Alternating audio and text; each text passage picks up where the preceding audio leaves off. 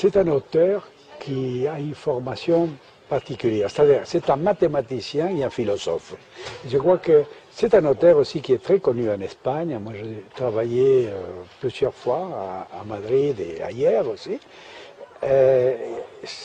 Et évidemment, on peut dire que c'est l'auteur contemporain qui représente le mieux le théâtre espagnol.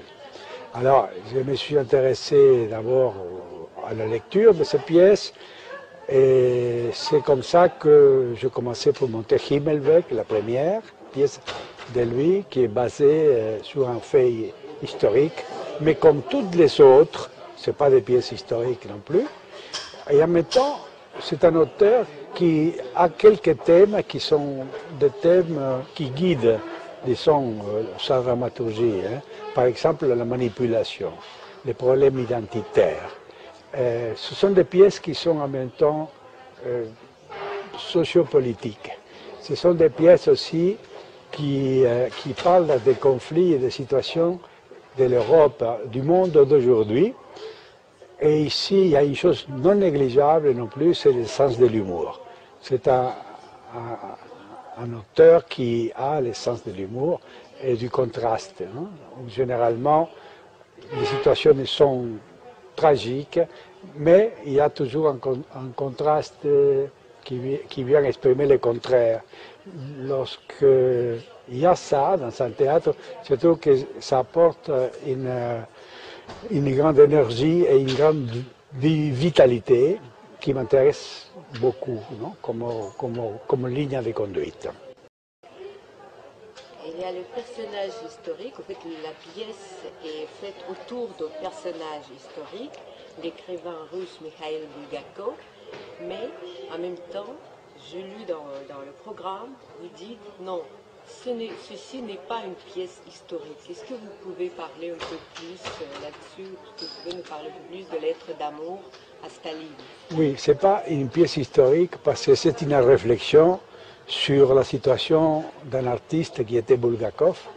Bulgakov a été un personnage, un auteur très célèbre comme romancier, comme dramaturge, non seulement en Union soviétique, dans toute l'Europe et même dans le monde.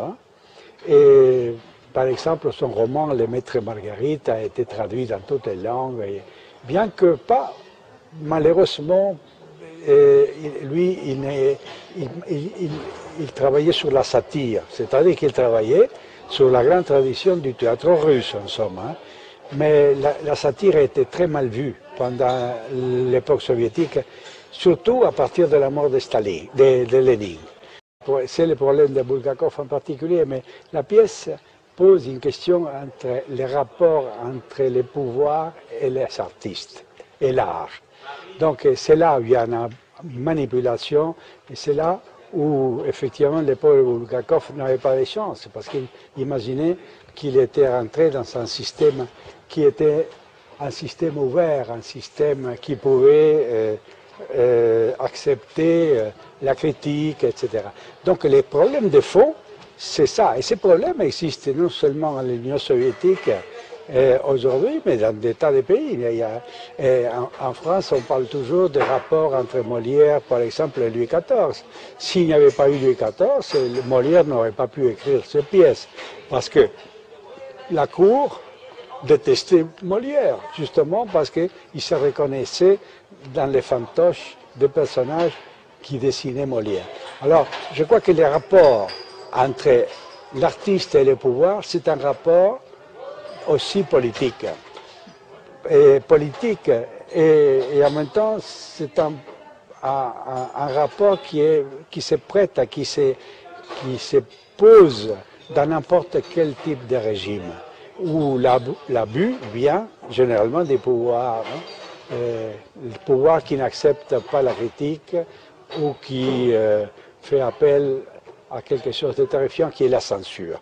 Donc c'est ça que je trouve de grande actualité. Ce n'est pas historique. Est-ce que pour vous, le pouvoir, ça vient toujours du diable? Il y a quand même ce côté, la séduction du pouvoir qui exerce sur l'artiste. Oui, absolument. Et c'est vrai que l'artiste aussi aime être reconnu. Et c'est très difficile obtenir cette reconnaissance, parce que la reconnaissance, parfois, se fait à travers l'édition, à travers des choses de cet ordre. Ça dépend de quelle activité artistique on pratique, mais la reconnaissance donne une sorte de confiance à l'artiste. Alors, il y a une séduction réciproque, c'est vrai.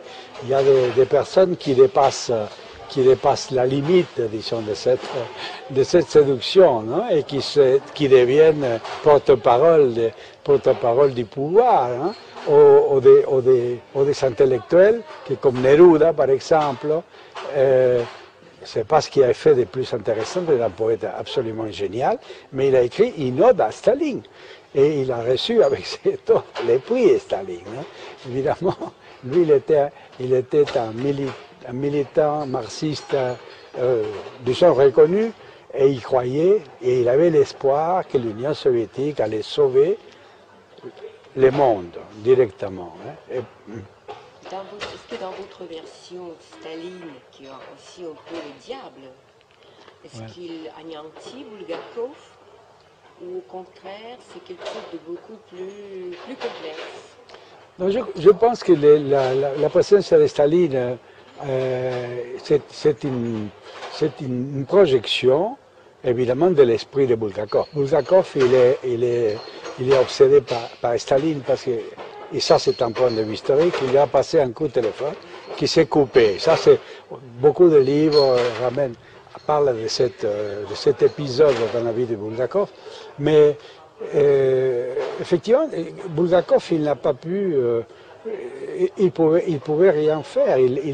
D'ailleurs, Staline lui-même lui a obtenu un petit poste au théâtre d'art de Moscou, qui était une sorte de régisseur, ce qui était absolument humiliant et honteux quand même pour un poète et pour un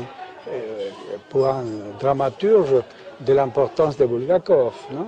Alors, je vois que c'est intéressant comme perspective, c'est intéressant comme référence. Mais le personnage de Staline, par exemple, c'est un personnage purement imaginaire. Et dans la pièce, on peut l'interpréter comme on veut. Hein. C'est-à-dire, c'est un personnage tout à fait libre. Staline, c'est pas le procès de Staline. Hein.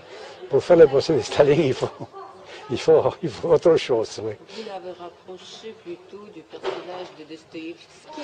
C'est tout à fait Dostoïevski, c'est le diable de Frère Karamazov, non? Ben, c'est-à-dire que c'est pas par hasard que Staline, c'est pas par hasard que Bulgakov avait écrit Le Maître et Marguerite, hein, parce que le thème du diable qui se promène dans Moscou, c'est le thème, c'est le sujet, c'est Staline en fait, hein, le diable. Mais vous-même, vous n'étiez jamais tenté de monter les œuvres de Bulgakov? Oui, j'ai monté L'Île Pourpre, qui ça a été un très grand succès.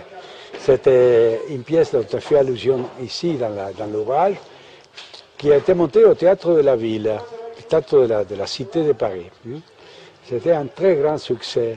Et c'était une pièce aussi très extraordinaire où il y a justement le thème de la censure et un auteur malmené, un pauvre auteur qui devait accepter l'opinion de ses censeurs, qui était un personnage ridicule, grotesque, mais aussi assez drôle. Hein. Et la pièce avait eu un succès énorme dans la Russie soviétique et a été par la suite censurée, avec retard.